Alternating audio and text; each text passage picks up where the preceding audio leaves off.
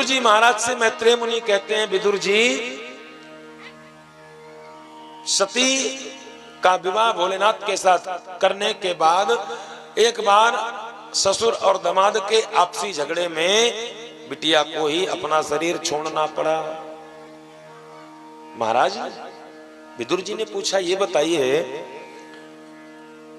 ससुर और दामाद का रिश्ता तो बड़ा प्यारा होता है, फिर आखिर भोलेनाथ और भगवान भोलेनाथ और दक्ष प्रजापति के बीच में ऐसा क्या हो गया कि उनकी बिटिया सती को ही प्राण त्यागने पड़ गए? तब महाराज मैत्रेय मुनि ने कथा बताई। जिस समय दक्ष को प्रजापति का पद मिला तो पद मिलते ही महाराज मद में अंधे हो गए, और महाराज इतने अंधे हो गए कि इनको चारों तरफ बस अपनी जय जयकार ही सुनने की आदत पड़ गई, बाकी और कुछ अच्छा ही ना लगे। अब एक बार प्रयागराज में एक सभा लगाई गई। जब दक्ष प्रजापति को प्रजापति बनाया गया तो प्रयागराज में एक सभा स्थापित की गई।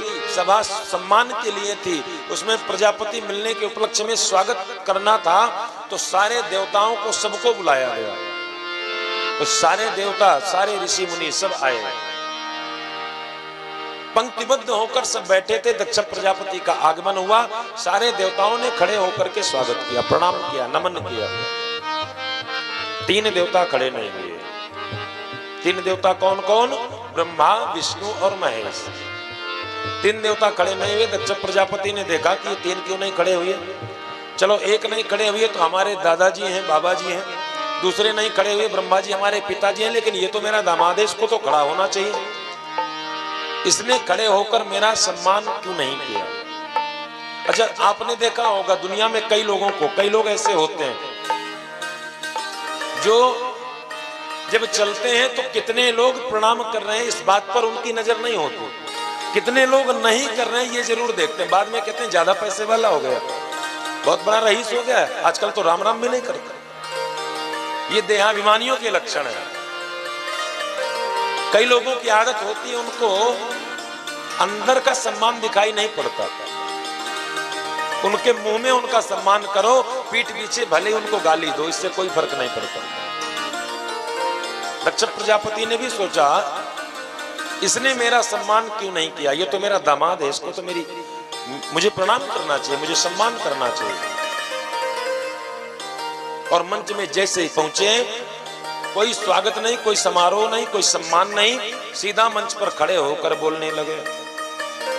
श्रूयताम ब्रह्मर्षयो में सहदेवा सहाग्नया साधूनां ब्रुवतो वृत्तम नाज्ञानानं च मत्सरा। दक्ष प्रजापति ने कहा, यहां पर जितने भी ऋषि महर्षि देवता बैठे, मेरी बात को सब ध्यान से सुनो। श्रूयताम ब्रह्मर्षयो में, मुझको सुनिए। सबने सोचा, भाई जब कोई चीफ गेस्ट आता है, जब कोई मुख्य अतिथि आता है, तो मुख्य अतिथि आते ही तो बोलने नहीं लगता, पहले आएगा, बैठेगा, मंच संचालक संचालन करेंगे, उसके बाद मुख्य अतिथि आकर बोले। लेकिन यहां दक्ष को पता नहीं क्या जल्दी पड़ी थी, आया और मंच में खड़े होकर बोलने लगा। श्रूयताम ब्रह्मर्षयो में सहदेवा सहाग्नया। जितने भी देवता और ब्रह्मर्षि ऋषि यहां पर बैठे, मेरी बात को सुनिए। सब टकटकी लगाकर देखने लगे क्या हो गया, और अचानक इतनी टाइट भाषा में क्यों बोल रहे हैं। उन्होंने कहा कि अच्छे लोगों की सभा में अगर एक कोई जंगली आ जाए तो सारी सभा का रंग भंग हो जाता है। अयम तु लोकपालानां यशोघ्नो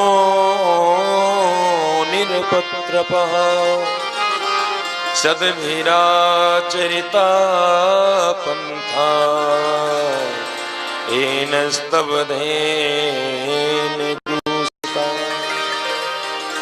अयम तु लोकपालानां, हम लोकपालों को हमारे यश को धूमिल करने के लिए यशोघ्नो निरपत्रपः, ऐसे जंगली लोग कहां से आ जाते हैं जिनको कोई बैठने का तौर तरीका नहीं, कपड़े पहनने की तमीज नहीं, बात करने का कोई तरीका नहीं।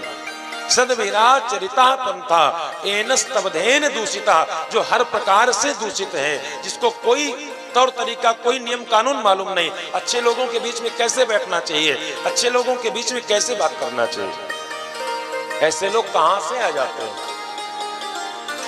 महाराज दक्ष प्रजापति एक सांस में सैकड़ों बातें सुना दी। गृहीत्वा मृगसावाक्षा पाणिं मर्कटलोचना प्रत्युत्थानाभिवादार्हे वाचाप्यकृतनोचितम्। देखो कैसे बंदरों की जैसी आंख निकाल रहा है बैठे बैठे। सबने देखा ये गाली किसे दे रहे हैं, ये उतनी देर से ऐसी बातें बोल किसे रहे हैं। सब इधर उधर देखने लगे, बोले इधर उधर क्यों देख रहे हो, तुम्हें ये काला कलूटा शंकर दिखाई नहीं पड़ता, इधर उधर मत देखो। सबने कहा भगवान भोलेनाथ तो देवादिदेव हैं और ऐसे शांत बैठे, फिर अचानक दक्ष प्रजापति का क्या बिगड़ गया। बोले महाराज मैं समझ गया, अगर कभी अच्छे लोगों के बीच में बैठा होता तो इसको अच्छी आदतें पता होती। ये तो प्रेत और भूतों के साथ डोलने वाला, शमशान में रहने वाला है, कहां से इसको सदाचार आएगा, कहां से इसको अच्छे आचरण आएंगे। जितनी भड़ास मन में थी एक ही बार में दक्ष प्रजापति ने निकाल दिया। प्रेतावासेषु घोरेषु भूत प्रेत गणैर्वृतः अटत्युन्मत्तवन्नंगो व्युक्तकेशो हसन रुदन। जितने भी आचरण हैं सब भूत प्रेतों के साथ रहने वाले हैं, कोई तौर तरीका मालूम नहीं। भगवान भोलेनाथ को एक सांस में सैकड़ों बातें दक्ष प्रजापति ने कही, लेकिन भगवान भोलेनाथ को कुछ नहीं हुआ, कोई प्रभाव नहीं। भगवान भोलेनाथ जैसे के तैसे बैठे रहे। जब बहुत देर हो गई दक्ष प्रजापति को बड़बड़ाते हुए, इधर से महाराज नंदीश्वर खड़े हो गए। बोले मैं जब से आए हो तब से तुम्हें देख रहा हूं, और जब से आए हो बड़बड़ ही करते चले जा रहे हो। जाओ मैं तुम्हें श्राप देता हूं, तुम्हें बकरे का सिर लग जाए। और महाराज जैसे इधर से नंदी ने श्राप दिया, उधर से भृगु ऋषि खड़े हो गए। भृगु ऋषि ने कहा मैं तुम्हें श्राप देता हूं, जितने भी शिव के गण हैं सब पाखंडी हो जाएं। भवव्रत धराये चा तान च समनुव्रता पाखंडनिनस्ते भवन्तु सच्छास्त्र परिपंथना। जितने शिवगण हैं सब पाखंड में लिप्त हो जाए। इधर से फिर एक शिवगण ने खड़े होकर के श्राप दे दिया, जाओ भृगु महाराज ये ससुर दामाद के आपसी बीच का मामला था, आपको बोलने की क्या जरूरत थी, हम आपको श्राप देते हैं, जितने आप जैसे चाटुकार ब्राह्मण भिखमंगे हो जाए।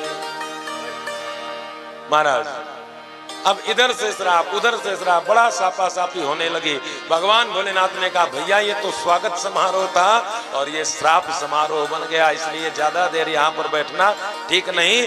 भगवान भोलेनाथ उठ करके सीधा कैलाश चले गए। महाराज कैलाश पर रहने लगे, भवानी सती के साथ आनंद से रहने लगे। लेकिन महाराज देहाभिमानी दक्ष है, उसको चैन कहां पड़े। उसने सोचा इतने से मेरे अपमान का बदला पूरा नहीं होगा। तब उसने क्या किया, भगवान भोलेनाथ से द्वेष के कारण उनको नीचा दिखाने के लिए एक बहुत बड़ा यज्ञ किया। हरिद्वार की कनखल नामक स्थान पर